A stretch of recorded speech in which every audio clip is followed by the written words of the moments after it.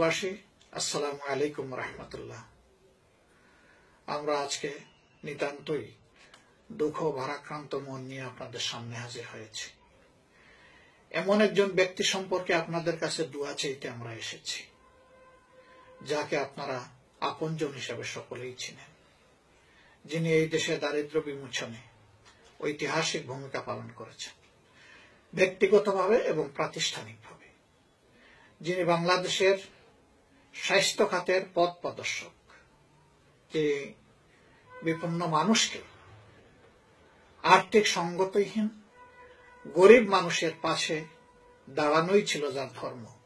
আপনারা জানেন, বাংলাদেশের প্রথম জোড়া মানব সন্তানকে তারই উদ্যোগে দক্ষতার সাথে এবং অত্যন্ত সফলভাবে আলাদা করা হয়েছিল। তারা জীবন ফিরে পেয়েছিল। এরকম একজন মানুষ সর্বদাই মানুষকে নিয়ে ভেবেছেন, মানুষের ভালো এবং উন্নয়নের জন্য তিনি চিন্তা করেছেন, কাজ করেছেন, উদ্যোগী হয়েছেন, এবং যিনি অপসংস্কৃতির সয়লাবে ভেসে যাওয়া জাতি এবং বিশেষ করে যুব সমাজকে রক্ষার জন্য ব্যতিক্রমী উদ্যোগ নিয়ে সুস্থ ধারা সংস্কৃতির বিকাশে অগ্রপথিকের কাজ করেছেন, উদ্যোগী হয়েছিলেন। মিডিয়া জগতে যিনি একটি স্বতন্ত্র ধারা সৃষ্টি করতে সক্ষম হয়েছিলেন, তিনি হচ্ছেন আমাদের সকলের প্রিয় জনাব মীর কাসেম আলী। আজকে তার জীবন নিয়ে সিনেমিনি করা হচ্ছে।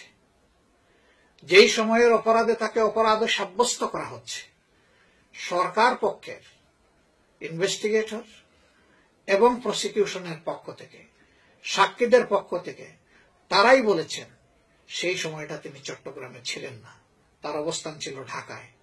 অথচ সেখানে মিথ্যা চাক্ষুষ সাক্ষী বানানো হয়েছে। যখন তিনি ঢাকায়, তখন নাকি তারা তাকে দেখেছে চট্টগ্রামে।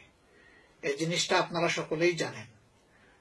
উন্মুক্ত আদালতে বাংলাদেশ সুপ্রিম কোর্টের মাননীয় প্রধান বিচারপতি তিনি নিজ থেকেই বলেছিলেন, জাতি আশা করেছিল অন্যান্যরা ন্যায় বিচার না পেলেও হয়তোবা মীর কাসেম আলী ন্যায় বিচার পেতেও পারেন, কিন্তু আফসোস তিনি সেই ন্যায় বিচার পেলেন না।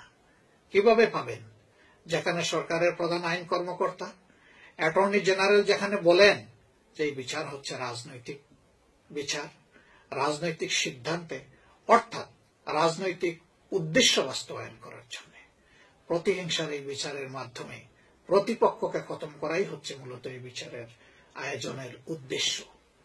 প্রিয় দেশবাসী, এইভাবে একটি প্রতিবাদর উদ্ভাবনী শক্তি সম্পন্ন জাতির জন্য একজন দরদী বন্ধু, একজন দরদী নেতাকে শেষ করে দেওয়ার ষড়যন্ত্র চলছে।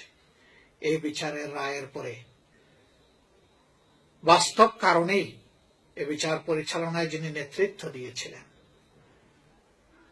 সুপ্রিম কোর্ট বারের নির্বাচিত সভাপতি এবং এই মামলার প্রধান আইনজীবী জনাব খন্দকার মাহবুব হোসেন সাহেব বলেছেন যে ইতিহাস এই রায়ের বিচার করবে। আশা করি জাতির সামনে তার এই কথা পরিষ্কার হয়ে গিয়েছে।